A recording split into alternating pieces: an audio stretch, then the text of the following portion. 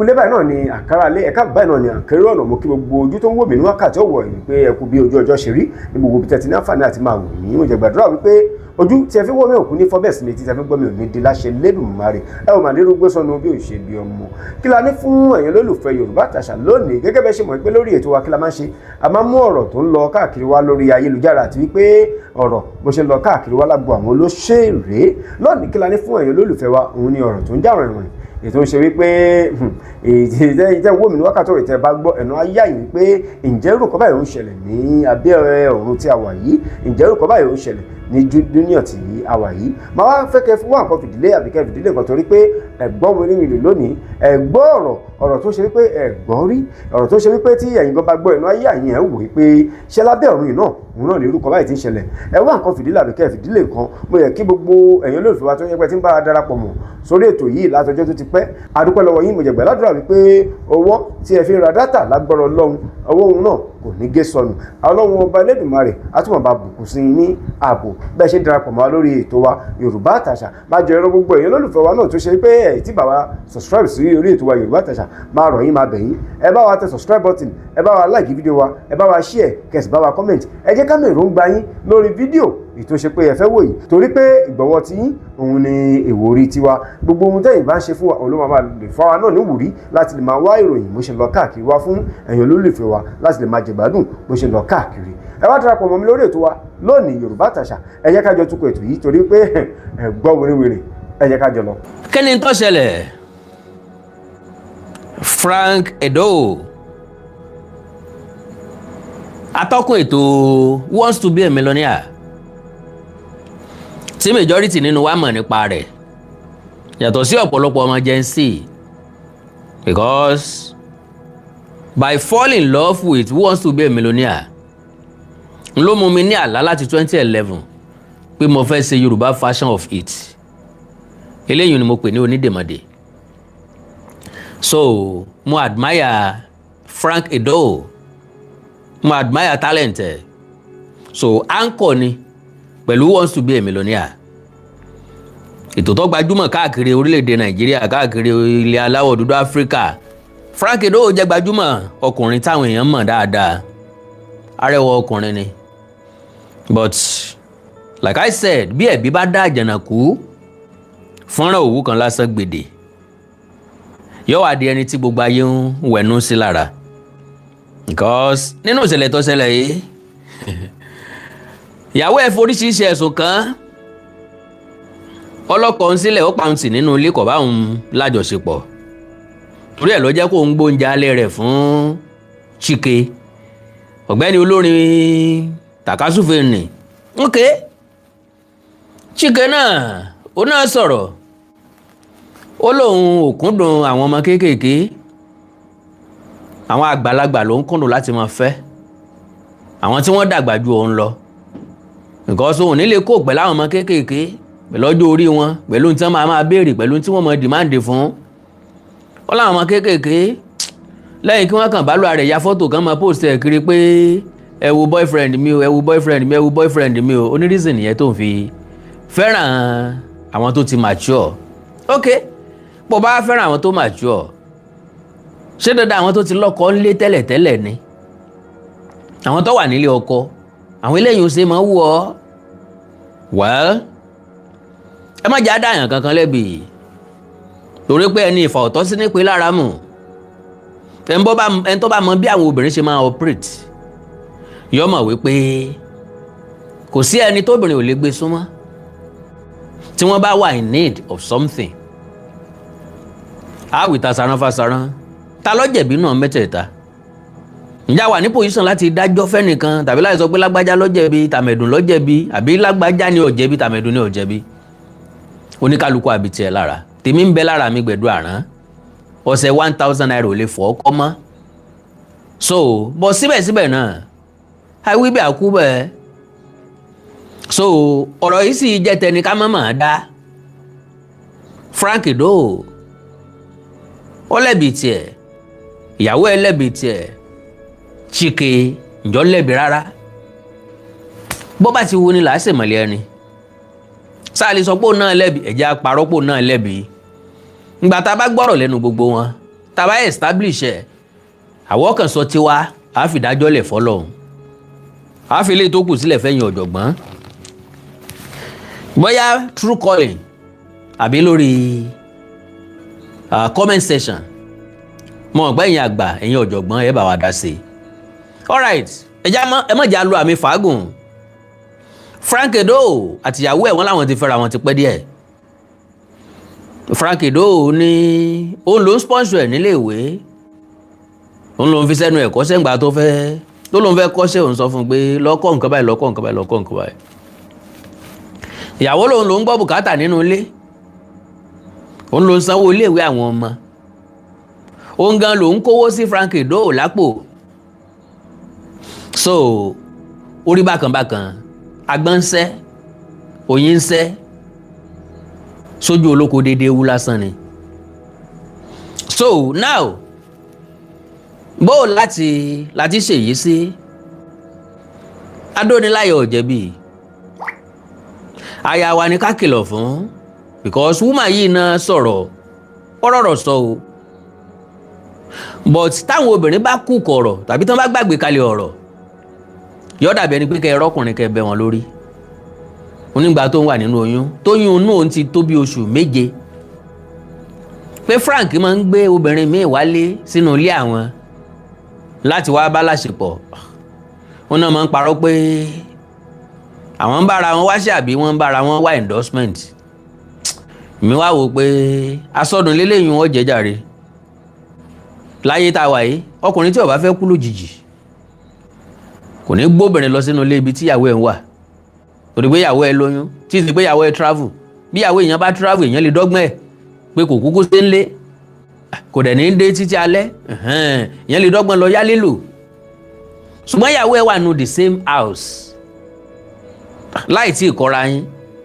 bí èèyàn ti kọ́ra èèyàn gan-an èèyàn gbọ́dọ̀ inú fíìmù ló ti dùn èèyàn sọ pé ìyàwó wà nù ilé ọkọ wá gbẹ́lòmíì wá inú fíìmù náà ló ti dùn wípé ọkọ wà nílé ìyàwó wá gbẹ́lòmíì wá wọ́n lè jáwọ́ àwòrán pé ọkùnrin kan ní ó ní àìsàn rọpárọsẹ̀ tàbí ó ní àìsàn kan lára bóyá kò lè dìde bóyá kò ríran so ìyàwó ẹ̀ wá ń gbé ọkùnrin míì wálé ó dùn nínú fíìmù kò dùn lójú ayé míì wáyé ní táwọn èèyàn bá rí tí wọ́n bá gbọ́ náà máa ń pò papọ̀ tán fi ń ṣe fíìmù tán fi ń ṣe sinimá haven't said that àwọn nǹkan kan bẹ tá a máa ń gbàdúrà kọ́lọ́hún ọba ọmọ pín sí nkí àwa kákógun lé fún kólékólé kó pé ọmọ jalè díẹ̀ sí ẹ fi gbogbo ìyàwó ẹ gbogbo ọ̀dẹ̀dẹ̀ jìyàwó àlè kò gbọ́mọ̀ fèrè fálè lọ but lo and behold ẹ̀yin dádì àti mọ́mì mi gbogbo ẹ̀yin ẹ̀gbọ́n mi pátápátá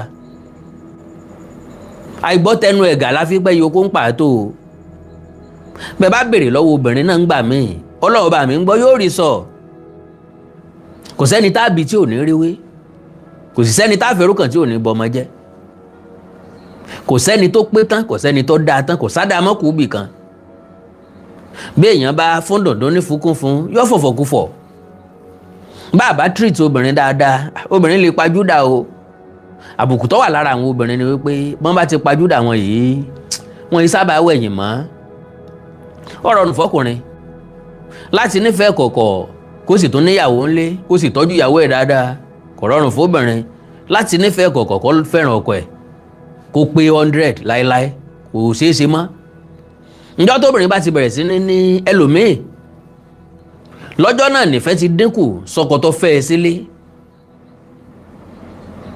yes lọ́jọ́ náà nífẹ̀ẹ́ ti dínkù sọ́kọ tó fẹ́ sílé so lo and behold mo nígbàgbọ́ pé ìṣẹ̀lẹ̀ tó ṣẹlẹ̀ láàrin àwọn èèyàn yìí ẹ ti ṣalábàápàdé ẹ ti rí ẹ ti gbọ́ ṣùgbọ́n àwọn nǹkan kan ń bẹ tó ṣókùnkùn tó gbé èmi wá rọ́pọ̀ nù ìwé kọ́bọ̀ o now Frank Edoho sọ wípé kì í ṣègbéyàwó àkọ́kọ́ nìyẹn ẹlẹ́ẹ̀kejì lélẹ́yìí tó crash yìí kò sí ní tó bá àdìtí ìgbéyàwó bá crash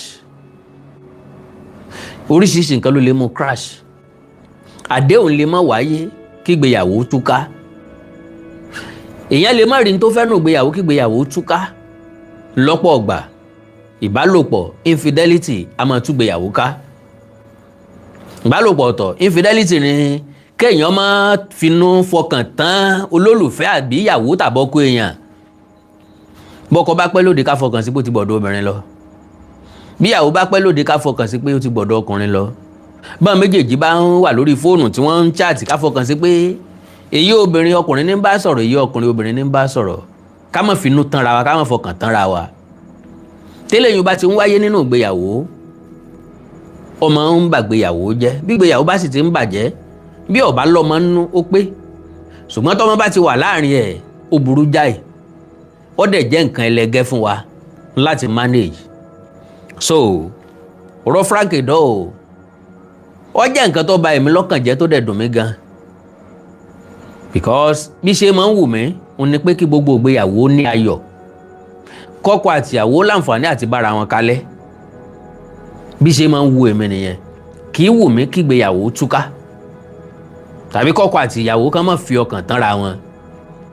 Well, fídíò 4 ni mo mú wá tí mo máa play tẹ́ máa gbọ́ voice ẹ̀. Àwọn ọ̀pọ̀lọpọ̀ àwọn èèyàn ń blame Frank torí pé ó sọ wípé òun lè fi odi yíyàn tẹ obìnrin lọ́rùn tàbí sú obìnrin nínú ilé. Ọ̀pọ̀lọpọ̀ àwọn èèyàn ló bẹ̀rẹ̀ sí ní bú pé bó ló ṣe máa bóbìnrin wà nínú ilé tó máa bá yín odi. Lo and behold, èmi ò lè ṣe o. Bó ṣe ká tara wa ń pa ká fi bára wa sọ̀rọ̀, nǹkan kan ó ṣẹlẹ̀. Mo ṣe máa bóbìnrin gbénu ilé tájọ́ máa yan odi. Ọjọ́ wo la yan odi yẹn dà? Só ní gbèdéke àsìkò. Bí ó bá ti ní gbèdéke àsìkò, wáyé tí mo fẹ́ yan odi. Ọkùnrin mi yóò sọ pé tóun bá ti bóbìnrin bá ti tóun bá wà tóbìnrin ò bá ti wà in good time. Bọ́ bá wá ń jẹ́ ohun ò ní jẹ́, Ọlọ́run má jẹ́ mi orírú ẹ̀ o. Oúnjẹ tí mo fowó ara mi lẹ̀ fún. Wá sọ pé torí pa nígbólóhùn aṣọ ní jẹ́ ń jẹ oúnjẹ mi o. Ọ̀nà míì láyà fi jà. Ìjà wo sì gbọ́dọ̀ pẹ́. N tí mo lè bóbìnrin jà sí tí ò ní parí láíláí. Òun náà ni pé mo ká ọkùnrin mọ́ lórí. Yes, kò jù bá náà lọ. Tá a lè parí tí kò ṣeé sọ. Kò jù bá ń lọ. So now, Frank ló ń bá Chike pàdé. Òun dẹ̀ sọ fún pé kó fi ìyàwó òun sílẹ̀. Ó lóun ti gbọ́. Òun béèrè lọ́wọ́ ìyàwó òun kó jẹ́wọ́ ọ̀bùn kó wọn dá sọ̀rọ̀. Kí ló ṣe ọ́? Kí ló tó fi yan ọmọkùnrin yìí lọ́rẹ̀ẹ́? Ó sọ pé táwọn bá fẹ́ parí ìjà yìí kó jẹ́wọ́ gbogbo ohun tó ṣẹlẹ̀. Ìyàwó dẹ̀ jẹ́wọ́ fún un. Ṣùgbọ́n Frank ò gba òun gbọ́ mọ́, ìyẹn ìyàwó ló sọ bẹ́ẹ̀. Bí ó sì nígbàgbọ́ pé òun àti Chike sì ń sọ̀rọ̀. Ẹ̀ ń bá jalè lẹ́ẹ̀kan náà ni bọ́dà rán borí aṣọ lè dọ́dà bóra. Yorùbá ní ta bá ń sọ̀rọ̀ orí bíbẹ́ lójú ọmọdé lọ́rùn ni ó máa wo ni. So béèyàn bá gbébọn dání níwájú ẹni, àyẹ ẹni máa já ni pé ó lè ṣe kó yìn. Àti pàápàá ìgbọ̀nsẹ̀ kínkínní etí àwò gbẹ̀gìrì. Ẹja nù kò ká máa jẹun lọ, bójú bá fò ọkàn ò ní kó ń bẹ̀. Dóò àwọn ọkùnrin ya ìkà láwọn ìgbà kan. Ọ̀nà wo láti yàkà? N tá lè gbà a máa fi lọ ọ̀yàn. Lọ́nà wo? Bọ́ bá jà wà lóbìnrin ká mọ́ obìnrin mẹ́ẹ̀. Á ṣàgídí ọkùnrin díẹ̀. Lẹ́yìn a nígbàgbọ́ pé tá a bá ti ṣe sọ́rì ó ti tán nù. But lo and behold, bọ́ bá jẹ́ obìnrin wa laka tó ṣerú ẹ̀ tí ọkùnrin míì ń sáṣu sí ẹ̀wà rẹ̀, àìmí ìtàn ṣe tuntun mẹ́lẹ́tò tá a wá ka. Àìfẹ́ gba obìnrin bẹ́ẹ̀ padà. Bá a bá gbà padà inú wa kì í sábà dùn sí wọn. Lóòótọ́ obìnrin tó náà ká ọkọ ẹ̀ pẹ̀lú ẹlòmíì tó wá gbọ́ sọ́rì, majority wọn máa ń tọ́jú ẹ̀ sọ́kàn ni o. Wọn ò ní gbàgbé láéláé o, ṣùgbọ́n wọ́n máa ń mú sọ́kàn pé àwọn ò fi fìyà jẹ ọkùnrin yẹn. Alright, irrespective bíi tí ò kó rí. Wọ́n ṣe interview fún Chike níbi tó sọ pé òun ò fẹ́ràn. Most women cannot handle it. I'm telling you for a fact. Yeah. The times you start finding a woman that can handle it, they're slightly advanced in age. That's when you start finding. You don't expect with 23. Imagine I'm running around with some 23-year-old now. What's she going to handle? What's she going to understand? She just want to take pictures and be on Instagram and tell everybody that she's dating you. What are you unpacking to that person? Let's be honest. Like, you can find people like that, but that's where you now see this girl is so mature. Yeah. You find it in older people. Then before you know, you find guys dating girls that are older than them. And you wonder what's going on. Because you're not getting to a place where you want a certain level of peace. Yeah. And it's just the older people. Yeah. Do you understand? Like, the past maybe 2 relationships I've been in, they've been older than me. I like that. Do you understand? And that's why you can... You know, gbọ́ nǹkan tó sọ yẹn dáadáa. Ó ní relationship méjì tóun ti ní. Àwọn méjèèjì náà ló dàgbà ju òun lọ. Alright, kálukú wa ló ní choice tiẹ̀. We love them differently. Ní Yorùbá fi sọ pé èyí wù mí ò wù ọ́ ní jẹ́ kí ọmọ ìyá méjì ó pawọ́pọ̀ fẹ́bìnrin kan náà. Alright, kí ló wá fàjà láàrin wọn? Kí ni ìyàwó Frank sọ? Kí ni Frank sọ? Níbì kan ni Frank ti sọ wípé I sent Sandra to school after we met in 2010-2011. After graduating, jẹ́ kékeré yẹn lọlẹ̀. After graduating, she said she wanted to go into skincare and interior business, and I supported and established her. Ọ̀pọ̀lọpọ̀ ọkùnrin ni máa ń fẹ́ kún obìnrin lọ́wọ́, but unfortunately, táwọn obìnrin yẹn bá ti rí ṣe tó bá fẹ́ fún rẹ ní problem tó bá fẹ́ fi rẹ sí problem, establish business for. I was like, ṣé tọwọ́ ìyàwó èèyàn gbé pẹ́ẹ́lí tó téèyàn tí business ẹ̀ ò lọ sókè dáadáa tí èèyàn dẹ̀ rò pé kéèyàn ràn lọ́wọ́ sí èèyàn tó ti dáràn. Wọ́n jẹ́ kó yẹ ọ wípé moment tó ti establish ẹ̀ ló ti create problem fún rẹ̀, ńbẹ̀ náà ni ó ti mọ ra àwọn tí ó mọ admire ẹ̀. Sóbìnrin ò wá ní ṣiṣẹ́ mọ́ rárá ni. Owó tí bá ń rí ńbẹ̀ náà ìwọ náà ni ó mọ padà fi bájà. Tó bá ti lè wá independent débi pé business ẹ̀ boom, owó ń wọlé fún dáadáa. Tó ti dàbí ẹni pé kò depend ilé ọmọ, ìgbéraga ó bẹ̀rẹ̀. Yóò mọ rí rẹ̀ bí tiẹ̀, yóò mọ rí rẹ̀ as equal as you. So only but immediately she started making money. She started disrespecting me. I was waiting for her to change, but it got out of hand as the years went by. Then when I got angry and started punishing her, malice, so she'll change. She started dating Chike. And when I found out I had to divorce her for my peace of mind, I'll never get married again. Frank Edoho ló sọ bẹ́ẹ̀. Now, ìyàwó ní òun ti fi Frank lẹ̀ kóun tó máa déètì Chike. Ta ló fẹ́ gbà yẹn gbọ́? Báwo làwọn first note ṣe wá dọ́wọ́ Frank Edoho? Ta ló send ẹ̀ sí? Ṣé Chike ni àbí wọ́? Àbí Frank pìkẹ́ lórí fóònù ẹ̀? Because ọ̀rọ̀ tó ṣẹlẹ̀ lódò bí ọba sojú akàn yóò sojú ẹja. Ìyẹn túmọ̀ sí wípé ẹ̀yin mẹ́ta náà lè wà ní kinní yìí. N tó bá wá leak láàrin yín, àárín ẹ̀yin mẹ́tẹ̀ẹ̀ta yẹn náà ni a wá sí. Now,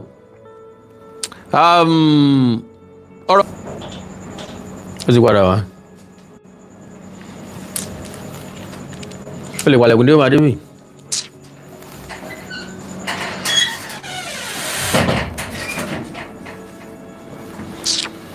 Mo ń tẹ̀yàn rà lọ́wọ́ nẹ́tíwọ̀kì báyìí tó kàn ṣe rá dáadáa.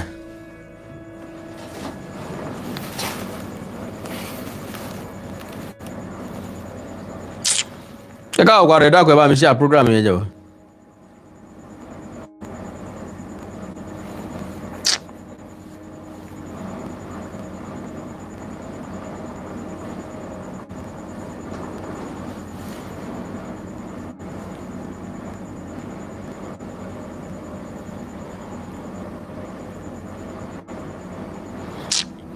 Ẹ má bínú ẹ bá mi share program yẹn.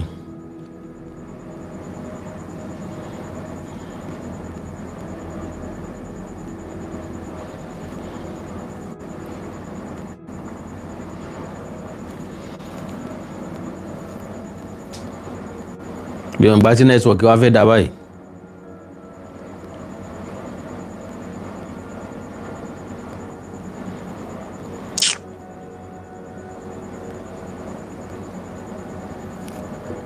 ẹ káàbọ̀ padà.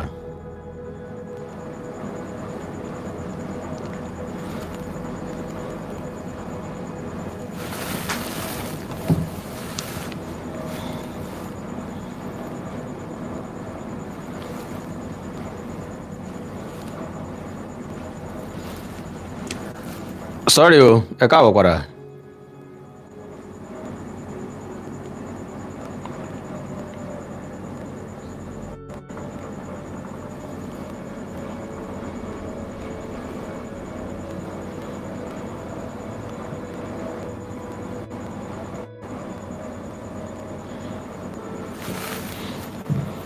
Ẹ káàbọ̀ padà. Pápá àpàdé ló wù mí kí n ṣe o. Network ò sí ní ń dálọ́ ààrẹ padà o.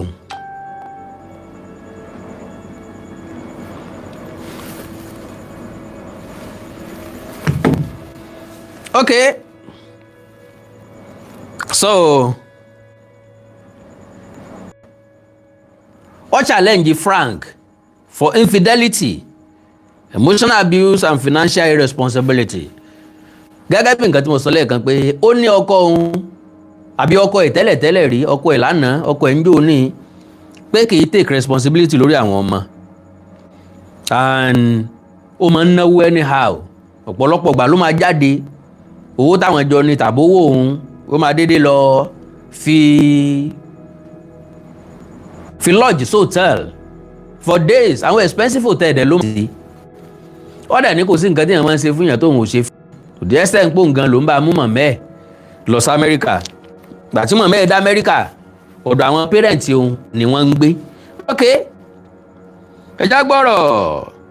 Talking on her Instagram stories, Sandra shared a series of strongly worded posts detailing her experience in the marriage and alleging that Edoho cheated on her while she was pregnant. Obìnrin gbàgbé nǹkan bẹ́ẹ̀ yẹn o.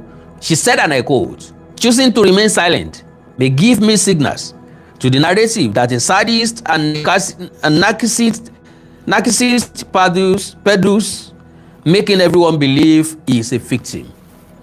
Because gbogbo ọ̀rọ̀ tó ṣẹlẹ̀ yìí nìsín, Frank ń jẹ́ kó yé wa wípé àwọn ti fira wọn lẹ̀ 2 years ago. But ọ̀rọ̀ ẹ̀sẹ̀ leak láàrin wọn ni. Táwa ló leak ẹ̀? Ṣé Frank ni? Ó dàbí ẹni pé Frank ni. Alright. Choosing to marry a man, raising our beautiful kids, single-handedly, building and growing a successful design business, and giving myself wholly undiluted and faithful true. Bó la ṣe fẹ́ gbélé ìgbọ́ báyìí nítorí Ọlọ́run. Ọkọ ló ń chù sí ní tó fẹ́ study fún. Òun dẹ̀ wá ti torí ẹ̀ lọ study bóyá interior photographer kó n lè assist ẹ̀. Ìyàwó nìkan náà ní client o. Kò jẹ́ káwọn èèyàn mọ̀. Àwọn jọ build nǹkan tó jẹ́ lónìí ni. Alright? Until you decided that while I am pregnant with our first child, you would rather have a prolonged affair that lasted years with an actress. Where do I even begin? The nights crying on the floor, begging that you see me, with you walking out and not returning for days. Ọ̀pọ̀lọpọ̀ ọgbà ló wọ́n máa sọkún lẹ́lẹ̀ tó máa gbéra yílẹ̀ pé à dákun ọkọ òun wojú mi wo náà ṣe láàánú tí ẹ̀bẹ̀ ń wò díẹ̀ tó jẹ́ pé wàá fòun sílẹ̀. Ó jáde ò ní padà wálé fọ́pọ̀lọpọ̀ ọjọ́. Sandra also alleged that Edoho pressured her to terminate her second pregnancy. Well, àwọn ọkùnrin kan ń bẹ tí wọn ò fẹ́ràn ọmọ. Wọ́n bá fẹ́ràn ọmọ wọn ò fẹ́ràn ọmọ rẹpẹtẹ. Àwọn gan ò tiẹ̀ fẹ́ bímọ ṣá. Wọ́n fẹ́ máa jayé títí tí wọ́n ó fi darúgbó ni. On the days you tormented me to abort our second child because you were in numerous relationships and not ready to be. Ó ní kó sẹ́tà àkọ́kọ́, ó ní kó sẹ́tà kejì kí lè fún. Kí lè wá jẹ́ tọkọ tìyàwó fún. Ńgbà tẹ́ ẹ̀ ṣetán láti bímọ. And kí lè agreement ti ń bẹ láàrin yín. All right. She went on to accuse the television host of abuse and neglect. She said, and I quote, "Throughout the emotional, psychological, mental, and physical torture and abuse, I stayed committed, faithful, shedding you, carrying like egg, but you are a shell, washed up and dried out. You live for validation of the internet, so enjoy your 10 seconds of pity party." Sandra further described Frank Edoho as a deadbeat and claimed she funded their lifestyles during the marriage. Ngbà tó ti wá fi Frank lẹ̀ ní ìsìn, ṣé bí ń pa Frank ni? Sorry o láti lo ó ti padà wá. Kennedy tó jẹ́ kémi ó sọ bẹ́ẹ̀ ni pé anybody tó bá ń hankọ a program of who wants to be a millionaire in nature, to the best of my understanding, àwa máa ń fojú wọn pé olówó ńlá ni o, ó sì gbọdọ̀ jẹ́ olówó ńlá, because wọ́n máa sanwó fóònù náà quarterly ni àbí contract by contract with a lot of benefits from the sponsors and the likes. So now, a deadbeat, she said, and I quote, "A deadbeat, that is sadly what you are. I single-handedly sponsor your lavish lifestyle. I single-handedly pay all your bills, the trips, business class tickets, five-star hotels, luxury trips, all the home bills, including that of the other children from your previously failed marriage." Can you imagine that? Bó bá jẹ́ bẹ́ẹ̀ lóòótọ́, kò yẹ kéèyàn ó tún yàn rẹ́ pẹ̀lú obìnrin báyìí. Obìnrin tí ń gbọ́ bùkátà nínú ilé. Bó bá fẹ́ ròkè òkun, òní ó sanwó tíkẹ́ẹ̀tì, òní ó sanwó físà. Hòtẹ́ẹ̀lì tó dé sí 5-star hotel ni, òní ó sanwó gbogbo ẹ̀. Àwọn ọmọ yín tí ń lọ iléèwé òní sanwó ẹ̀. Àwọn ọmọ tó ti bí kó tó fẹ́, òun náà ní ń gbọ́ bùkátà lórí wọn. Ká wá béèrè pé bó bá jẹ́ pé bẹ́ẹ̀ ló ṣe rí lóòótọ́, kí lọkùnrin tó ń fẹ́ torí Ọlọ́run? What is ọkùnrin fẹ́? Kí lọkùnrin tó ń fẹ́? Because gbogbo nǹkan gbọ́dọ̀ wà níwọ̀ntúnwọ̀nsí. Ìwọ tó bá ti mọ̀ wípé bùkátà ilé ayé ẹ obìnrin ní ń gbọ́, ọ gbọ́ràn sóbìnrin lẹ́nu o, ọ dẹ̀ tẹ gbogbo nǹkan díẹ̀díẹ̀. Okay. I took your mom abroad to the United States and she lived in my parents' home first. I tried to cover you. Now tí wọ́n wá ń túra wọn tà yìí, èrè kí wọ́n jẹ́ ń bẹ̀, ta ló máa benefit, ta ló máa lose, ta ni ó pé, ta ni ò ní pé. At the end of the day, kí ni yóò ṣẹlẹ̀? Social media ó gbọ́, wọ́n á share rẹ̀, àwọn fi wọ́n ṣe yẹ̀yẹ́, wọ́n bá wọn dájọ́, á mẹ́nu kó ń bẹ̀, ọ̀rọ̀ mi ó tún ṣẹlẹ̀, á tún náwó gélé yun. Nǹkan pè ní social media nìyẹn. Social media ò kí ń bá yàn solve problem. Kò sí nínú wọn tí ó wá sílé yín, tí ó pe ọ̀tún àtòsí jókòó, tí ó máa dọ̀bálẹ̀ fún tàbí kúnlẹ̀ fún pé ẹ parí ìjà yín, ẹ mọ́ bara yín jà, yẹ̀yẹ́ àtàbùkù yín náà fẹ́ ṣe. Wọ́n dẹ̀ say to the fullest. At the end of the day, ẹ̀yin méjèèjì ọ̀dẹ̀ ni yẹpẹrẹ. Because kálukú ló máa lólùfẹ́ tiẹ̀. Àwọn kan ó defend ọkọ, àwọn kan ó defend ìyàwó, àwọn kan ó ṣàánú ọkọ, àwọn kan ó ṣàánú ìyàwó, àwọn kan ó bu ọkọ, àwọn kan ó bu ìyàwó. Àwọn kan ó dọkọ lẹ́bi, àwọn kan ó dá ìyàwó lẹ́bi. Kí wọ́n tiẹ̀ tó wá náwó gan-an Mr. Chike. And to the best of my understanding, Chike ò lẹ́bi kankan bí tí ò kọ́ mọ́. Àfilọ̀ ló ń orí kẹ̀kẹ́. Gbogbo nǹkan tó bá ti lù má agreement láyé, ẹni yẹn ò lẹ́bi o. Because kíyàwó mi ó tó gbéra kó nínú ilé mi, kó tó lọ rè kó nǹkan mọ́ra ńlé ńlé, tàbí káwọn méjèèjì ọjọ́ sọ pé já pàdé lóòtẹ́ẹ̀lì ibi báyìí, agreement ni. Ṣé bá ń fà á kò sí, ṣé bá ń fi venue sí, ṣé bá ń jọ gbéra kó ńlé, ṣé bá ń jọ pàdé ńbẹ̀ ni. So to the best of my understanding, Chike ò lẹ́bi kankan. Because Chike nìkan kọ́ ló ń ṣerú ẹ̀, èèyàn bíi Chike pọ̀ rẹpẹtẹ. Ṣé ẹ mọ ibi tán jọ sọ̀rọ̀ dé kó tó di pé wọ́n jọ ń problem táwọn ọkùnrin máa ń ní tàbí táwọn obìnrin máa ń ní tí wọn ò mọ̀, òun ni wípé moment tó bá ti ń sọ̀rọ̀ lé inú ilé rẹ fún ọkùnrin míì, ó ti ń ṣílẹ̀kùn emotion sílẹ̀, ó ti ń ṣílẹ̀kùn bóòlà bá ṣe pé emotion concern so irú ọkùnrin bẹ́ẹ̀ yẹn máa sọ fẹ́ pé ìyá omi ìpín láti bí odidi oṣù méjì ọkọ ẹ̀ ò sún mẹ́ wọn ni máa sọ pé kí ló wá ń ṣẹlẹ̀ irú àwọn ọkùnrin báyìí sì kù ṣá yọ máa pì tiẹ̀ wọ́n máa wò gẹ́gẹ́ bí ọkùnrin tó dáa pèsè bọ́kùnrin lélẹ́yìí eléyìí bẹ́tọ̀ ọkọ mi eléyìí dájọ́ ọkọ mi lọ níbi tí gbogbo àwọn nǹkan yẹn ti máa ń wọlé síyàn lára nìyẹn. As a man, never allow your wife to have a bestie tọ́jọ́ ọkùnrin láyé táyé ò fi parẹ́. I will never have a wife tí ó wà sọ mi pé bestie òun ní bestie. God bless you, network issue ni èmi náà mọ̀ tó máa sọ pé òun ní bestie tí ọjọ́ ọkùnrin.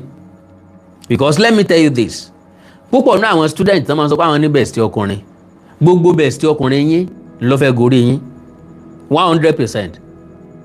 But kí ló dé tí wọn ò fi ná sí ni pé one ẹ mọ girlfriend wọn o àwọn náà mọ boyfriend yín ṣùgbọ́n wọ́n ń dúró fún opportunity yẹn wọn ò ní fẹ́ yìí o wọ́n ń dúró fún opportunity yẹn láti wọlé sí ọ lára kankan jáde padà ǹjọ́ tán bá ti rí chance yẹn wọ́n á tèkẹ́.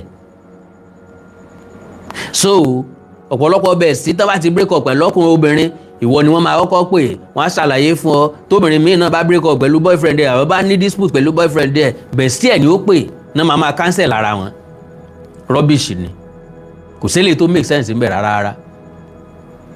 Ọ̀rẹ́ obìnrin kò dáa kóbìnrin ọlọ́rẹ̀ kò dáa kọkùnrin ọlọ́rẹ̀ gan but a lè dálé ayé ara wa ṣe. bó bá fẹ́ yàn rẹ̀ yan gender ẹ̀ lọ́rẹ̀ẹ́ bó bá wá fẹ́ alájọsọ jẹ́ ó jẹ́ bí brother ẹ̀ jẹ́ bí ẹ̀gbọ́n ẹ̀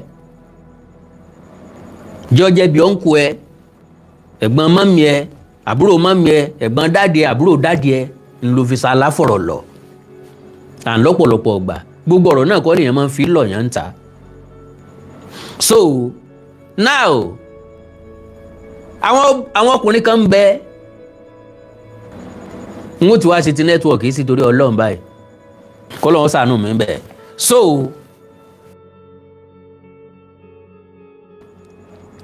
only I try to cover you. I have no emotional relationship with Frank. Okay. Àwọn ladies kan náà ti sọ pé àwọn máa pe ìyàwó ẹ̀ lẹ́jọ́. Àwọn ladies tó dárúkọ. So ó ń bọ̀rọ̀ rẹ̀ lọ. Ó ní have you ever paid school fees? Have you ever? Kó tó di pé ìyàwó èèyàn ó san school fees. Ó máa níbi tọ́rọ̀ náà ti dé. Gbogbo àwọn ọ̀rọ̀ tó ń jáde kò yẹ kó jáde o. Kí wọ́n tó mọ ní tó ṣubú tẹ àwọn. Ó di bí ọjọ́ bíi mélòó kan sí. Now egbe tiregbe tẹ́ bá ti fura yín lẹ̀ fún dídí ọdún méjì. Frank sọ wípé torí pé òun dètì ẹlòmíì ó wá rí beautiful girl pẹ̀lú òun torí ẹ̀ ló ń expose òun ló ṣe ń sọ oríṣiríṣi nǹkan tó ń sọ. Ṣùgbọ́n ṣé lóòótọ́ ṣé ìyàwó rẹ̀ ní sanwó school àwọn ọmọ bùkátà wo ni wọ́n gangan wá ń gbé nulẹ̀.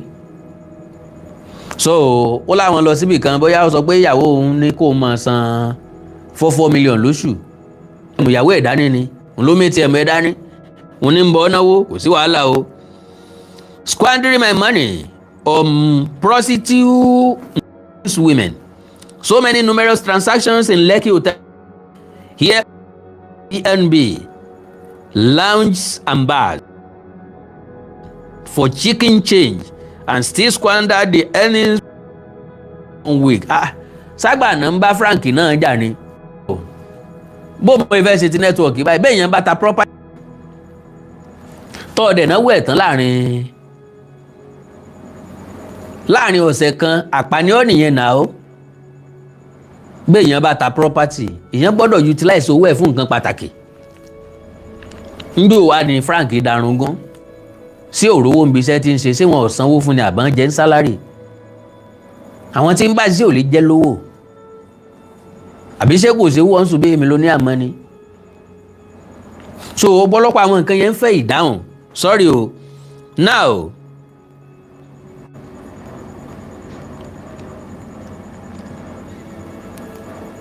within 1 week on different girls documented evidence day Chike. Okay, the allegation came shortly after Edoho, former host of Who Wants to Be, former Who Wants to Be a Millionaire, disclosed that he and Sandra had been privately separated for nearly 2 years. Okay, ìsìn ìyàwó ẹ̀ ṣe wá ń béèrè divorce letter and were in the process of divorcing. tí wọ́n ti gbéra wọn lọ ilé ẹjọ́ báyìí. Sandra ń sọ̀rọ̀ lọ, mo dẹ̀ ń tẹ̀síwájú. Over the past few days, I have received an outpouring of kind messages, prayers, concern, and goodwill regarding my separation and ongoing divorce proceedings. He wrote,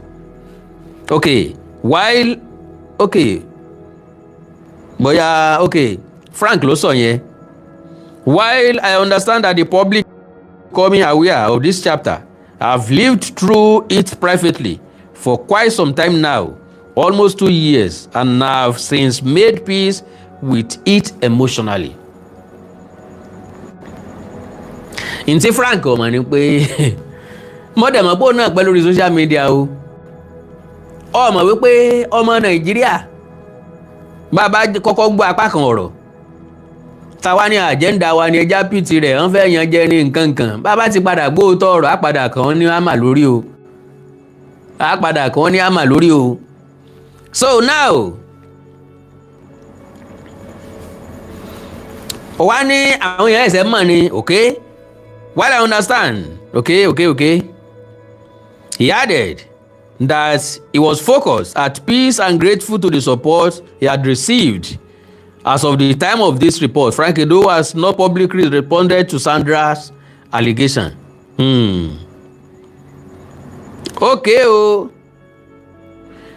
Àwọn tí ìyàwó ẹ̀ fẹ̀sùn kàn wípé Mr. Tunde Okoli, God bless you. Sorry, mo miss call yín. Mo dẹ̀ lọ́kàn láti pè yín padà. But torí àkókò ni ẹ má bínú. Okay. Lára àwọn tí ìyàwó ẹ̀ accuse, òun náà ni Tega Dominic, Amaka Okeke. Now, Tega Dominic and Amaka Okeke threatened legal action against Frank Edoho's ex-wife over extramarital allegations.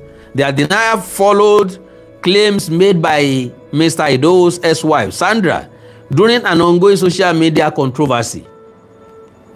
Former BB Nigeria housemate Tega Dominic and Nigeria business executive Amaka Okeke have broken their silence on allegations leveled against them by Sandra Oyenu, the ex-wife of veteran broadcaster and show host Frank Edoho. Miss Sandra, an interior designer, accused the former host of Who Wants to Be a Millionaire of engaging in extramarital affairs with Miss Dominic, Miss Okeke, and one Adaize Ugboaja during a marriage to him. She made the allegation while responding to separate allegations that she had an affair with singer Chike during a marriage to Mr. Edoho. Reacting to the allegations, Ms. Dominic and Ms. Okeke both deny any sexual or romance involvement with Mr. Edoho. While Ms. Ugboaja had yet to respond publicly, both Ms. Dominic and Ms. Okeke maintained their denials in separate statements posted on their Instagram pages on Friday. Tega Dominic. Ms. Dominic stated that she initially did not want to speak on the matter, but felt it is necessary to respond after spending a long time avoiding unnecessary drama. She added that she could no longer remain silent in the face of the allegations. She said, I have absolutely no sexual or emotional relationship with Frank Edoho. Frank is a great guy and a very good friend of mine. We started talking around mid last year after I sent my mom birthday wishes. She said, and I quote, like many people in the industry, we already knew each other through social media and mutual familiarity. He's also my kinsman. There was never anything inappropriate between us. Legal action. The reality TV star stated that she had worked too hard to build a brand and identity to allow false accusations to tarnish her name. She said she owed the clarification to her family, friends, supporters, and the reputable brands she had worked with to protect her reputation, while challenging Ms. Sandra to provide evidence. She confirmed that her legal team would take up the matter. She said, and I quote, I believe it is important for evidence to be provided because I will not let this slide. My name cannot be dragged carelessly into false narratives. This has honestly been very upsetting for me, but moving forward, my lawyers will handle the matter appropriately. There will be consequences. This will be the only time I address this matter, Tega said. So, okay. Opening up about the relationship she had with Mr. Edoho, she said, the first and only time I hung out with Frank was with my manager, Paul Okonu present. I have absolutely nothing to hide. And honestly, if I ever had anything to do with Frank romantically, I will say it with my full chest. He was separated at the time, and I am also separated. If you know me, you know I have never been the type to hide or sneak around. I say things exactly as they are. So, Amakana Soro, on her part, Ms. Okeke said she met Mr. Edoho in 2024 strictly on business-related matters. She said they became good friends in May 2025 during a period when Mr. Edoho was dealing with a personal issue. Tani ní personal issue láàrin wa kò sí. Agbọ́nmọ̀gbọ̀n tán, agọ̀mọ́gọ̀jù bàbá náà ń dú. Kò sẹ́ni tó gbọ́n tán láyé, kò sẹ́ni tó mọ̀ tán, kò sẹ́ni tí ò lè ní ìṣòro, kò sẹ́ni tí ò lè ní problem, kò sẹ́ni tí ò lè wà down, kò sẹ́ni tí ò lè wà depressed, kò sí láàrin wa. She said they became good friends in May 2025 during the period when Mr. Edoho was dealing with a personal issue. Ms. Okeke, who declined to disclose the nature of the personal matter for privacy reasons, said any narrative beyond this account was completely false. She noted, and I quote, I am deeply disappointed to see my name attached to narratives that are malicious, baseless, and entirely inaccurate. I kindly ask that people refrain from spreading unverified claims that may harm individuals, families, and reputations. I remain focused on my work and will not be engaging further on this matter. My legal team have been informed accordingly and will take action in due course. Thank you to everyone who had reached out to my support. So, backstory. The newspaper reported that in June 2025, the renowned broadcaster announced the end of his second marriage to Miss Sandra. He stated that life unfolded in different seasons and that at times, moving forward quietly remained the most dignified part. Èèyàn lè kúrò nínú ìgbéyàwó jẹ́jẹ́lì. Mr. Edoho was previously married to TV personality Catherine Obiang, with whom she shared 3 children. Kí ni sàwọn ọkùnrin náà? Àdẹ̀ tó lè blame àwọn ọkùnrin. Bó ṣe wà ní ọ̀tún ló wà lósì. Ìgbéyàwó tí ọ̀kálẹ̀ Ọlọ́run nìkan ló mọ̀. Àwọn kan ti gbé oúnjẹ síra wọn lẹ́nu lálẹ́ ní ìsìn tọkọ-tìyàwó. Wọ́n dẹ̀ máa separate lọ́la, wọn ò sì mọ̀. Wọ́n máa separate lóṣù yìí, wọn ò mọ̀.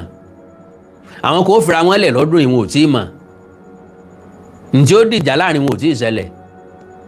Wọ́n bí ọ̀tún kò ní gbọ́, wọ́n bí òsì kò ní gbà. Wọ́n sì ń ṣe I love you lónìí, wọ́n ń kiss ara wọn, wọ́n ń ṣe gbogbo ẹ̀. So ni mo fi máa ń sọ wípé ẹni tí kò kọ́ ẹ̀ báyìí lọ́mọ ẹ lọ. Àti pàápàá kí àgbẹ̀ ọmọ yìí rẹ̀ lágbẹ̀ ó di lọ́jọ́ òkórè. Ìyá wa tó ti dàgbà tán ti darúgbó, bàbá wa tó ti dàgbà tán ti darúgbó tán sì jọ wà papọ̀, àwọn ni tọkọ-tìyàwó o. Èmi àtẹ̀yìn tá àti ìdébì kankan àti ìdí tọkọ-tìyàwó o. A sì ń manage ara wa, àjọ ń gbára wa gbé lọ́wọ́ ni o. Anybody ló lè lọ lọ́la, ọkọ lè kọ ni, aya lè ya lọ, kò sí ní tí ò lè ṣẹlẹ̀. So reality ni o. Okay. He stated that life unfolded in different seasons and that times moving. Okay. Mr. Edoho was previously married to. Okay. Their marriage ended in 2010 after 7 years with Catherine citing domestic violence. Okay. Nínú ìgbéyàwó àkọ́kọ́, wọ́n ní domestic violence ń bẹ́ẹ̀ bẹ́ẹ̀. Bọ́yọ̀ máa ń lu ìyàwó ẹ̀. Nínú ìgbéyàwó ẹ̀ kejì ó wá dákẹ́. Olólùndù ló nínú ilé òní bá ó lè má báyàwó òun sọ̀rọ̀ fápọ̀lọpọ̀ ọjọ́ tó dẹ̀ mọ́ báwọn ọmọ ń sọ̀rọ̀. Ẹ̀tún ló ṣe máa keep malice. Ìwúlẹ̀ wá fẹ́ ń bẹ̀. Ṣé kó bínú kó di gbàgbós ni? Àbí kó kú panu ẹ̀ mọ́? Kọjá kóbìnrin ọmọ rọ́ọ̀nù máùtù tiẹ̀ kọ́ mọ yọrọ ìlẹ́nu kọ́ mọ darẹ̀ láàmú kó sì mọ wòran kọ́ mọ́wọ́ ti gbàdò. Ìwónú ẹ̀ lọ́dà. In 2013, Mr. Edoho married Sandra in a traditional ceremony while she was pregnant with their son. The couple welcomed their first child in 2014 and the second in 2016. A year later, they held a low-key white wedding, attended by close family and friends. So, bó ṣe rí náà nù o. Oh, all right. Ẹ fẹ́ kankan what do you mean by ẹ̀fẹ́ kankan kò yé mi o. Alright, ẹ já gbọ́rọ̀ lẹ́nu Frank. The best punishment I can give a woman is malice. I can stay in the same house with you, I will not talk to you. Frank ní sọ̀rọ̀ o. Ó ní ìyà tó ń lè fi jobìnrin láyé tóun ni pé kò wọ́n dákẹ́. Kó wọ́n kàn máa wòran. Nẹ́tíwọ̀kì ọ̀dà lónìí rárá. Ó dẹ̀ affect program mi ṣá. If you cross the line, my wife knows now, I am the king of malice. I am the king of malice. Orogún rere jẹ́. I'll talk to you. I will be whistling with my children. Oh, I love you. I'll be doing all those things. I say, okay, daddy's going out. What do you want me to buy for you? I'll go out, come back late. That is the beating. That suffices physical ones. Why are you going to beat a woman? Then what? I don't do that. So anybody that says from any corner, crack, or crevice that brings out the proposition that I beat women, the person is a big fool because I support women. Let me.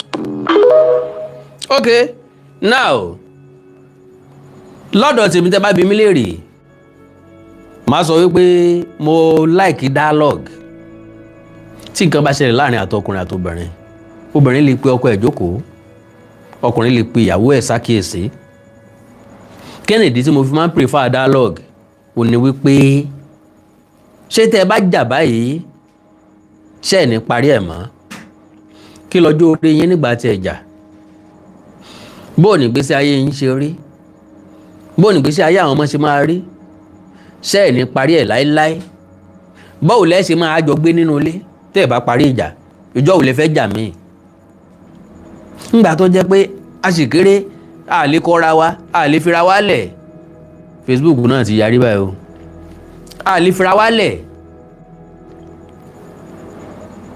so how do we manage ourselves torí àwọn ọ̀jọ̀gbọ́n ní marriage is managed. We manage character, we manage behavior, we manage resources, we manage money, we manage experience, we manage everything.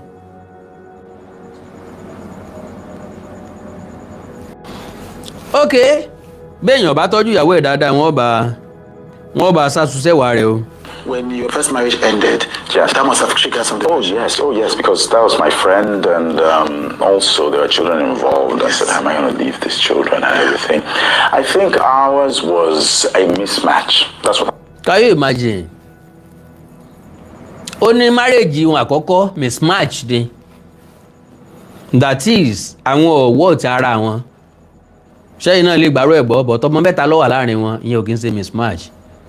To the best of my understanding tó bá jẹ́ mismatch ọmọ kan ṣoṣo ló yẹ kó wà ń bẹ̀ ìyẹn ni pé ilé burúkú òṣòro wọ̀ ìyẹn ipẹ́ ń bẹ̀ ni ok o mismatch ni ẹ sáré wọlé ẹ̀dẹ̀ sáré jáde padà ọmọ kan péré ó ti tó but ọmọ mẹ́ta jù bẹ́ẹ̀ lọ kì í ṣe mismatch mọ́ o ẹ mọ nǹkan tẹ́ ń fẹ́ ni o problem tó wà nínú ìgbéyàwó tẹ́lòmí ọmọ ó ní pé ọ̀nà méjì péré ló pín sí àkọ́kọ́ ni pé tó bá ti choose nígbàgbọ́ nínú ẹni tó yàn ń pè tí kádàrá mú wá fún ọ̀nà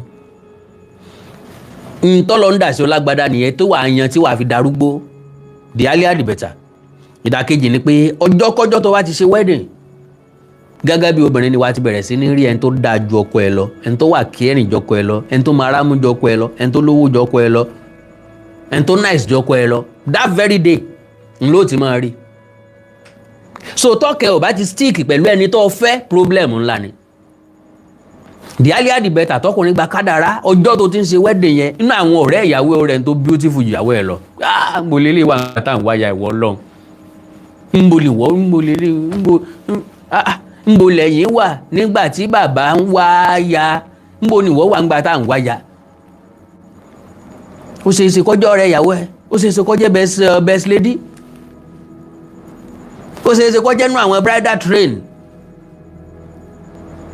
ìyàwó ẹ ló flat láyà yìí ọmọ kan ló sì ṣe gẹ̀ǹbẹ̀ yìí ìyàwó ẹ ló flat ń di ọmọ kan ló sì ru kàkà sẹ́yìn báyìí tó rírí ìyàwó ẹ lọ àwọn ọ̀rẹ́ ìyàwó ẹ ní school ni tó ń sọ pé tó bá fẹ́ ṣègbéyàwó àwọn máa wà nú bridal train that same day ni o kì í ṣe jọ́ kejì o ló ti bẹ̀rẹ̀ sí ní ìdí ẹni tó fine jọkọ ẹ lọ, ẹni tó fine ju ìyàwó ẹ lọ, ẹni tó handsome jọkọ ẹ lọ, ẹni tó náwó ju ọkọ ẹ lọ. The earlier the better, you just gbà fọlọ́run wípé tó tọ̀dọ̀ tèmi lèmi ti píìkì yìí,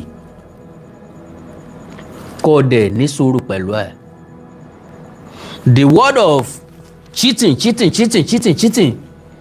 mo ti sọ́rí pé mi ò gbà wípé àwọn ọkùnrin máa ń cheat because we were molded, we were created polygamously. àwọn ọkùnrin lè láya mẹ́fà kò burú, ọkùnrin kan ṣoṣo lolúwa mi yàn fóbìnrin. bó ṣe wà látàyè báyé nù, bíbélì sọ, kùránì sọ. màá tó ti wáyé ńgbà náà wọ́n fẹ́yàwó kan, wọ́n ń fẹ́ rẹpẹtẹ, ṣùgbọ́n àwọn obìnrin ìsìn wa yarí pé irọ́ o, àwọn ò gborogún lẹ́yìn o, ọkọ kan ìyàwó kan. àwọn Pentecostal churches àwọn náà ń preach ọkọ kan ìyàwó kan, ẹni tó ní aya rere orí ojú rere Ọlọ́run. wọ́n wà nú ẹ̀ tó bá yé jẹ́ sìn, tí wọn ò jẹ́ káwọn tó fẹ́ fẹ́yàwó méjì mẹ́ta jù bẹ́ẹ̀ lọ kí wọ́n fẹ́, kí wọ́n mójú kúrò níta. àǹfààní tí ìyàwó kan mọ́ wọn lọ́rùn, wọ́n wá ní side chick mẹ́ta ń ta, ó ti di ìyàwó mẹ́rin. torí side chick ti ń bẹ́ ń ta, wọ́n mọ̀ ná pọ́nrán fún, that is wọ́n mọ̀ ṣàtúnṣẹ́wà rẹ̀. àkọ́kọ́ nu, ẹlẹ́ẹ̀kejì wọ́n mọ̀ náwó fún, asùnkàkà ìgbọ̀fẹ́. gbé èèyàn gbòòyà rẹ̀ mọ́lẹ̀ yọ ra rọ́ọ̀bù, gbogbo eléyìí certain. so and bàbá wa sọ eléyìí òun lọ ẹja tó sọ padà agreement ni. obìnrin sọ fún ọ pé o nìkan ló fẹ́fẹ́ torí ẹ̀ lẹ́sìn ṣe wedding, torí ẹ̀ lẹ́sìn lọ registry, o gba kádàrá ní tó wù ọ náà ìwọ náà ṣe, kí ló tó ń wá ń ta vitale fáwọn tó wá ń ta. so now láti sọ pé mismatch ni marriage òun àkọ́kọ́, I don't agree with that. That's why I chalk it up to, mismatch. I was young and, I was young. Kò sẹ́ńtì young ń tà kọ́kọ́. Gbogbo àná la máa ń young ń tà kọ́kọ́. Sáwa náà mo máa ń manage obìnrin náà dáadáa ṣá. So when she got pregnant, I said, I met Pastor, and I said, hey, see, she's pregnant. I mean, I don't have to marry. So I had like the, cold feet. So they thought, see, it's all right. It's usual for anybody to have cold feet, to develop cold feet. So, but I said, got married. It lasted 7 years. Yeah. 7 years then. Okay, ó nítorí bó lóyún ló jẹ́ káwọn fẹ́ra wọn. Ǹgbọ́ wá lóyún tẹ̀dẹ̀ fẹ́ra yín tó ti bímọ kan, tó ti mọ̀ pé ò ní interest nínú marriage yẹn, nínú relationship yẹn. Wà á ti ṣílẹ̀kùn lẹ̀ fún madam, Ọlọ́run sọ̀nà rẹ ní rere o, yóò sì tèmi náà ní rere o. A ní lọ́kàn láti fẹ́ra wa, àbí mi ò ní lọ́kàn láti fẹ́ ọ. Ṣàṣà lóbìnrin tí ì ní lọ́kàn láti fẹ́ yàn. Obìnrin tètè mọ mẹ́ntán fẹ́fẹ́, àwọn ọkùnrin kì í tètè mẹ́ntán fẹ́fẹ́. So àwọn obìnrin ni máa ń wá dúró dè wá ká ṣèpinnu ọkàn wa. Bóyá mi lọ fẹ́ pick, bóyá mi kọ́ ni ó pick, kó tiẹ̀ pick ní tí ó pick náà kí n tètè bẹ́sẹ̀ mi sọ̀rọ̀ àbí kí n tètè mọ̀. Àwọn obìnrin náà máa ń dúró dè wá. Àwa làyé dẹ̀ tètè pick torí pé a fẹ́ kú ń ta bọ̀rọ̀, a fẹ́ gbádùn tata wa. 2010 I left. So Frank ló jáde kó nù gbéyàwó yẹn, I left. Ó kàn sọ frankly bẹ́ẹ̀ yẹn náà bí orúkọ rẹ̀, I left. Ó dẹ̀ ti gbọ́ ọmọ mẹ́ta lára ẹnìkan, and you left. Ó mọ̀ pé níyẹn ò pé mọ́ ni, kò complete mọ́ náà, and you left. Ọmọ mẹ́ta ń bo ló fẹ́ kó wọ̀. Bọ́kùnrin fi obìnrin lẹ̀ lónìí, ó tún lè gbóbìnrin míì sùn lónìí. Obìnrin ò lè kọ́ ọmọ mẹ́ta kó lọ́dún èèyàn, kọ́kọ́ ọmọ mẹ́ta lọ sùn lọ́dún ẹlòmíì. Ara inú ilé ò ní jẹ́ kẹ́ni ń sùn mọ́jú níjọ́ kejì. Yẹ̀yẹ́ ò ti pọ̀. Ọ̀rẹ́ wa ṣe lọ gba dánfó tèrò-tèrò. Ṣé náà tó kọ́ ọmọ wá sọ́dọ̀ ẹ? Mo lu ẹ tèrò-tèrò lọ́gbà ọ̀káre. Ọlọ́mọ mẹ́ta ó láyà o. Ọ̀rẹ́ mi ó láyà o. Kò sí ọṣẹ tó fẹ́ fi wẹ̀ tó fẹ́ fi mọ́ pé wọ́n kàn sùn lọ́dọ̀ mi mọ́. Ẹkùn ń dúró bọ̀ ò lè ṣe wá ṣe ń bò lẹ́ káwọn ọmọ sí. okay sitting room náà wọ́n sùn sitting room àbí lẹ́yìn wá sùn yàrá ó yá ó lágbára o àbọ̀ tó lọ́kàn o ó lágbára o bọ́lọ̀ bá bá fẹ́ bọ́ ṣe kò tètè lọ́njọ́ kejì àbí kó jí kò lé àmọ́ tó wá dúrójọ́ yẹn yẹ̀yẹ́ ò ní jẹ́ kó o sinmi so kọ́lọ́wọ́ sànù ẹ̀yin náà bẹ̀rù Ọlọ́run. 3 years after that, I remarried. Yeah. 3 years after I remarried. All right. Ọ̀rọ̀ tó wá lágbára pọ̀ ló lu jáde láàrin Chike àti Sandra. Nínú gbólóhùn ọ̀rọ̀ tí mo fẹ́ play ilẹ̀ tí máa mọ̀ wípé when a woman is done with you, she's done. Nǹkan kan tí mi lè ṣe láyé ni pé tóbìnrin bá ti jáde kí n wá bẹ̀ padà sínú ilé because ọkàn tó fi jáde yẹn gangan ni ọkàn rẹ̀ n tó fi pè padà yẹn consideration lásán ni consideration dẹ̀ kí n last bí n tó wù yàn gangan sorry sir sorry ma bóbìnrin bá ti lóun lọ please let her go kódà kó bímọ 7 fún yàn tó bá wà wù láti padà jẹ́ kó tún padà wá fúnra lára ẹ̀ má jẹ́ wọ̀ lọ́lọ́ bẹ́ẹ̀ o rárá o má ràn yàn lọ bẹ́ẹ̀ má jẹ́ kán bọ́ bẹ́ẹ̀ because tí pressure bá pọ̀ jù lórí ẹ̀ ó lè pòun padà bọ̀ lóòótọ́ ṣùgbọ́n wà á tiẹ̀ kọ́ ni yóò wù ìwà tó yẹ ọkọ ni yóò wù ṣùgbọ́n tó bá realize mistake ẹ̀ padà tó wá bẹ̀bẹ̀ padà èèyàn lè gbà á ó túmọ̀ sí pé bí padà bọ̀ tí ń padà bọ̀ ń láwàá fún lófin mi ń fẹ́ báyìí má ṣe báyìí yóò dẹ̀ sọ pé ó máa gbọ́ the best of my own understanding béèyàn ṣe gbégbé ayé pẹ̀lú obìnrin nìyẹn ìgbéyàwó túká kò má ta o tó bá ti jẹ́ lálàáfíà ló túká ẹni tí ò lọ́kọ ń gbélé ayé ẹni tí ò níyàwó ń gbélé ayé tí ó gbégbé ayé ìdọ̀rùn ju pé kó lọ́kọ ńlé tàbí kó níyàwó ńlé lọ ẹ já gbọ́ conversation wọn tó gbé mi wá gangan ká establish ẹ̀.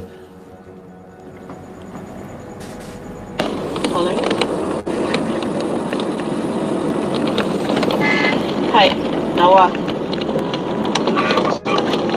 Hi, Nawa. What's up? Chike ló ń sọ̀rọ̀ lábẹ́lẹ̀ yẹn o. Ohun Sandra ló wà lókè yẹn o.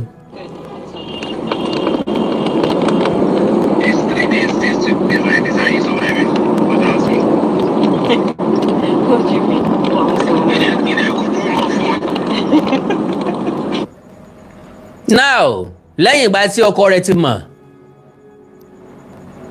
náà ni wọn àti Chike tó ń padà sọ̀rọ̀ yìí o Chike ń béèrè bí Chike ń sọ fún pé àárín ọjọ́ mẹ́ta yìí these 3 days pé ó máa ó ṣòkè fún ẹ o are you still breathing ṣé o ṣì ń mí. What's up? How far now? How far now? Breathing. I'm breathing.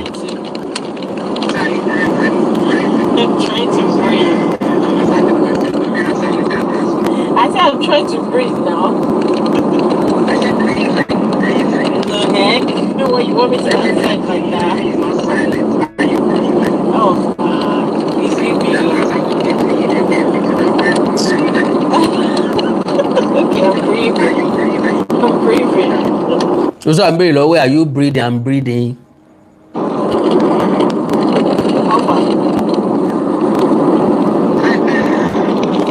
Now, in tó sú gbogbo wa nínú ọ̀rọ̀ yìí ó dàgbé kìíní yìí ò lọ sókè dáadáa màá try láti play ẹ̀ tán ò ní wípé ìgbà táwọn méjèèjì sọ̀rọ̀ dé stage kan Chike ló máa block Sandra ti kọ́kọ́ sọ pé kó block òun náà tó bá rò pé yẹn ni solution ẹ̀gbọ́n tí Sandra padà sọ ń gbé okay tó bá fẹ́ block òun let's do this last thing yẹn ni pé káwọn bára wọn sùn lẹ́ẹ̀kan sí kí kálukú ó dẹ̀ gbójú pé ẹ̀kan náà ni o táwọn bá ti bára wọn sùn lẹ́ẹ̀kan káwọn dẹ̀ block ara wọn dànù káwọn má ní nǹkan kan papọ̀ mọ́ káwọn dẹ̀ má ní conversation kankan papọ̀ mọ́. èmi wá wò wípé èwo làbọ̀rọ̀ block ara ẹni ó jáde kó nù ìgbéyàwó tíra dáadáa yẹn ti jẹ́ kó bàjẹ́ because Yorùbá ní ẹnìkan la kọ àìsùnwọ̀n fún ọkọ mi ọ̀dà ọkọ mi ń chìtì ọkọ mi rédè òru ó nànàkúnà ká níwọ̀ òṣèṣekúṣe náà sìn ìbádùn sọ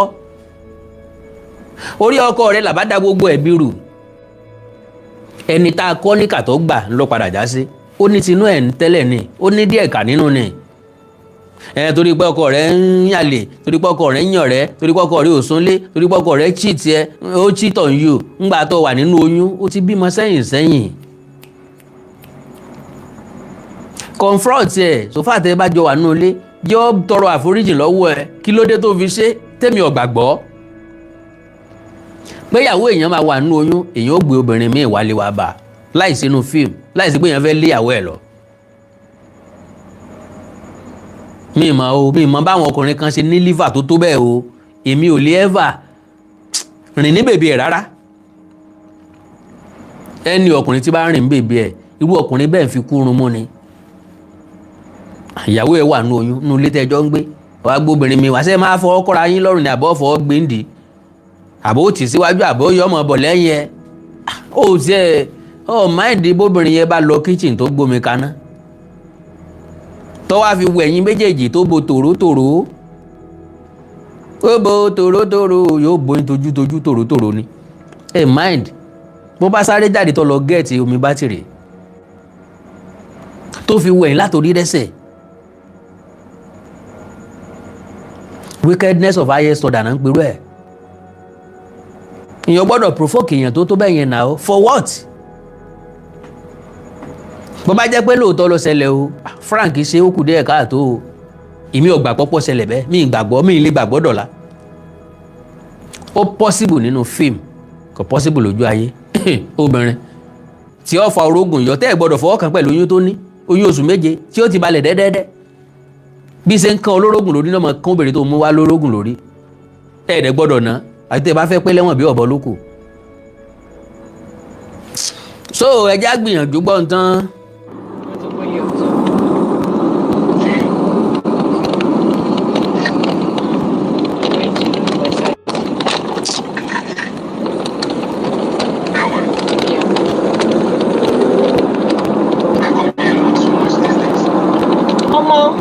I'm telling you, say things are falling apart for real.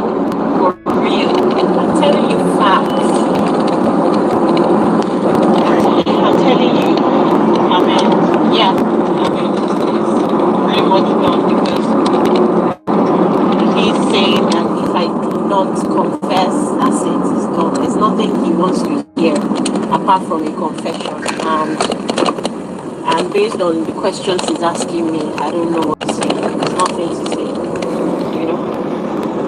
Now, olóko rẹ̀ sọ fún ọ wípé ìwà àti Chike sì ń padà ríra pé kò jẹ́wọ́ fóun tẹ́ bá sì ń ríra ó dẹ̀ ní ẹ̀ ríra mọ́ ń gbé nǹkan tó ṣe ló fẹ́ kó máa confess ǹdó ń tọ́ láti sọ fún Chike náà ló ń bá rojọ́ ẹ̀ ló ń sọ fún yìí o Chike náà ló ní kó tún wá sàtúnṣe wà rí lẹ́ẹ̀kan sí o. Yeah, so it's done now because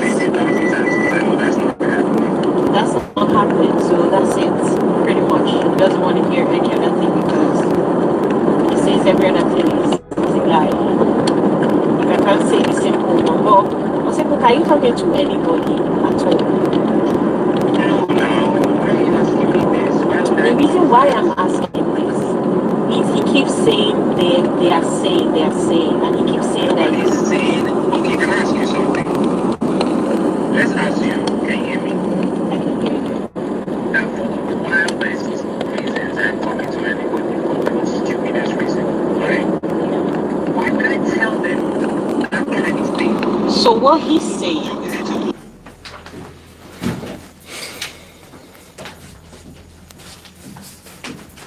So what he's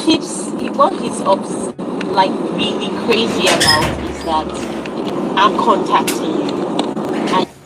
Now, pápápá tẹ bá gbọ́ bẹ̀rẹ̀ dáadáa tó ń gbìyànjú àti sọ ni wípé ó ń bèrè lọ́wọ́ Chike wípé ṣé Chike ń àbó náà ń bá àwọn èèyàn kan sọ̀rọ̀ tó jẹ́ pé àwọn èèyàn náà wá ń sọ fún ọkọ òun pé because n tó ń sọ ni wípé wọ́n sọ báyìí ìyẹn wá sọ pé àwọn ò lè gọ̀ débi pò máa báyàn sọ̀rọ̀ ẹ̀ náà ó discuss irú ẹ̀ pẹ̀lú èèyàn ó nítorí nǹkan tó ń sọ. You're saying to people that I'm the one contacting you, I'm the one not leaving you. ó ní nǹkan tó sọ ni pé òun lòun pe Chike pé so Chike ń sọ fáwọn èèyàn kan pé òun ni ò jẹ́ kó òun ó sinmi, òun lòun pe òun. I'm the one contacting you. And then he's saying that you're the one telling me that. It's just crazy, honestly. I'm the one telling what? He's just saying that you're talking, and because you're talking, people are saying this. You know how I hear talking in the first place? Yeah. Apart from, of course, me talking, we being in contact whatsoever with each other, right? That's the biggest fault we have, right? But I can tell you that in the public, he's the one. Do you know that? I know, because I mean, I don't know if you have any doubts. Let me ask you.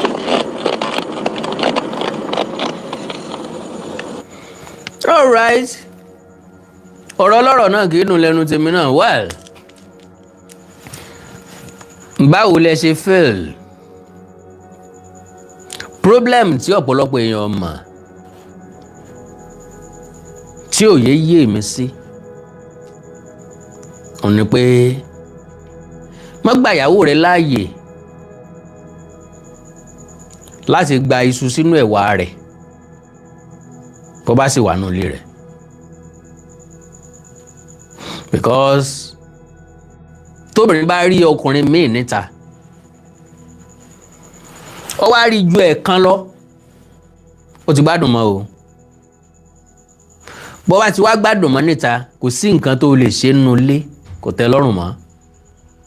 My lovely brothers and sisters, ọjọ́ tó bá ti ń báyàwó rẹ̀ dàpọ̀ tó bá ti ń lejú mọ́ ọ ó ti ń ṣe níta ó dẹ̀ tẹ́ lọ́rùn tó bá ṣe ń tẹ́ lọ́rùn níta mílíọ̀nù sọ wà láfíà. ọjọ́ tó bá ti ń báyàwó ẹ̀ dàpọ̀ tó bá ti ń sọ fún ọ pé kó o ṣe ń tó ṣe kó o dìde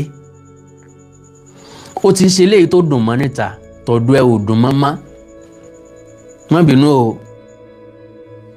ọ̀rọ̀ ń lè jọ bí ìsọkúsọ o but reality ni.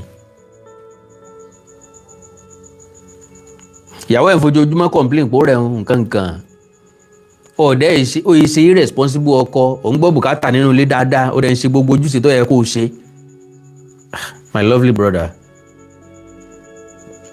àwa náà bàjẹ́ gan-an àwọn ọkùnrin náà bàjẹ́ majority wa náà ni ó ti ṣe ń ta kó tó di pé délé yóò délé kò ní lè ṣe dáadáa mọ́. ọ̀pọ̀lọpọ̀ wa ló fọwọ́ rẹ̀ ti ìyàwó ẹ̀ síta o òótọ́ ọ̀rọ̀ délé ká bára wa sọ eegun àti san tó orí ló ń ta òun repeat ẹ̀ nílé o tàbí kó lo díẹ̀ níta kó lo pọ̀ nù lé tàbí kó fi tìta lẹ̀ kò sí nǹkan kan ojú náà là ń ṣe n ti ń bẹ́ ń sàlẹ̀ ọ̀yàtọ̀ bó bá dẹ̀ jẹ́ tàyà tó dúró pọ́npọ́n ní brọ́dà ẹ̀gbọ́n mi àwa náà lásọ tóbìnrin wálẹ̀ àwa lásọ kalẹ̀ nígbà tó ti bímọ fún wa ló tó sọ̀kalẹ̀ kì í ṣe bá a ṣe pàdé ẹ̀nu táwọn ọ̀run mọ bẹ́ẹ̀ ni o àgbà ká dàrá bẹ́ẹ̀ àmọ́ ọ̀run mọ bẹ́ẹ̀ ni. So Frank, as far as I'm concerned, kò understand nǹkan nípa life rẹ̀. Reason lélẹ̀ o reason ni pé star ni Frank Edoho as in star global star ó ti feature nínú comedy AY rí and so many other comedies. Host who wants to be a millionaire ni almost every obìnrin ló máa fẹ́ date ẹ̀ àwọn tó lówó àwọn tó níṣu àwọn tó gbajúmọ̀ àwọn tó fine ló máa fẹ́ date Frank o 100%. ìyàwó tó fẹ́ lákọ̀ọ́kọ́ ìyàwó tó fẹ́ lẹ́ẹ̀kejì bí nǹkan kan náà ló gbá wọn náà débẹ̀ bó náà ṣe pàdé bíbẹ̀ kan náà ti pàdé ilé tí wọn ò yarí páwọn fẹ́ àwọn méjèèjì ti lóyún kó tó fẹ́ wọn àkọ́kọ́ ti lóyún kó tó fẹ́ ìkejì náà ti lóyún kán tó kọ́kọ́ ṣe traditional wedding later náà ẹ̀sẹ̀ padà ṣe white wedding ṣokolo tí wọn ò pèrò tó pọ̀. So táìmù tí ògo Frank ń jáde kò tí yẹ kó hook pẹ̀lú obìnrin ó yẹ kó farabalẹ̀ flex kó farabalẹ̀ jáyé orí ẹ̀ dáadáa reality ni ẹ má bínú o torí pé obìnrin tẹ́ ẹ̀ jẹ́ kó jáyé ní normal time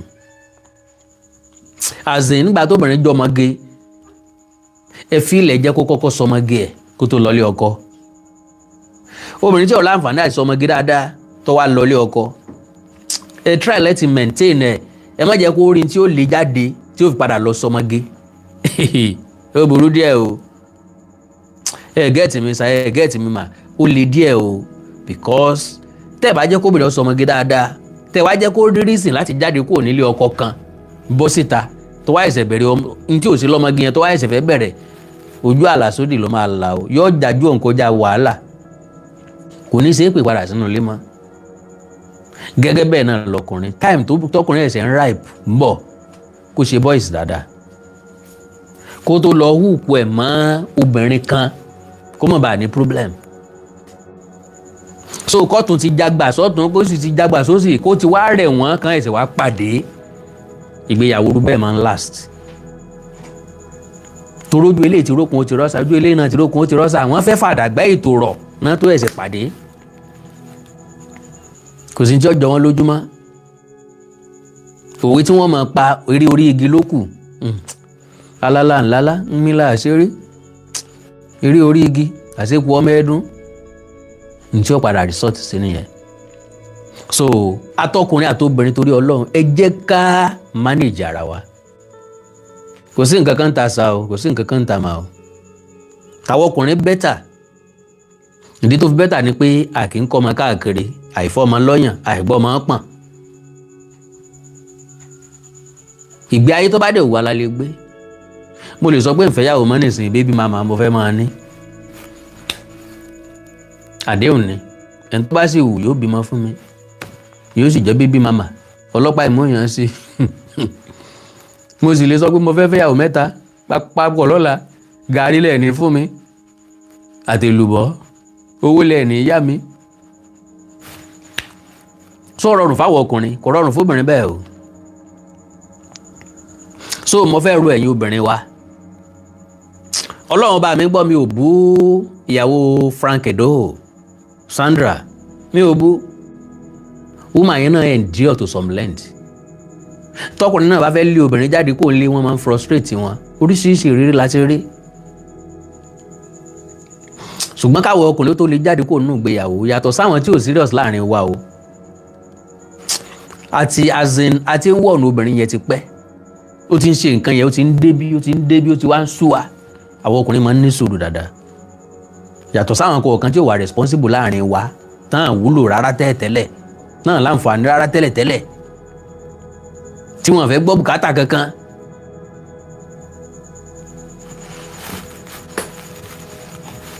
àwọn èèyàn mi ń sọ ọ̀rọ̀ tó dá lórí kọ́mẹ̀ntì ọ̀hún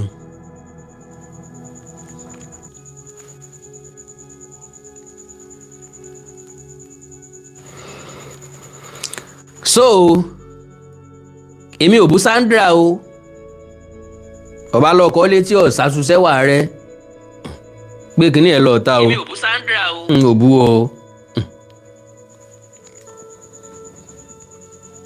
n ò bú o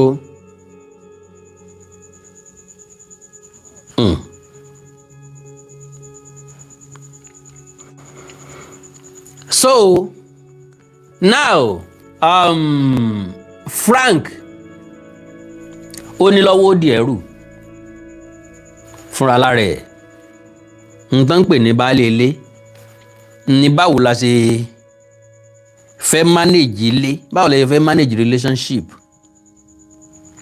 that is nǹkan tí wọ́n ń pè ní baálé ilé ń làwọn bàbá fi sọ wípé ilé ta owó ọgbọ́n ta fi kọ́lé ti fi ró gẹ́gẹ́ kò tó èyí ta fi sunlé ọ̀hún lásùn nára wọ́n lọ́gbọ́n ta fi fẹ́ obìnrin kò tẹ́lẹ̀ ta fi bá wọn gbé.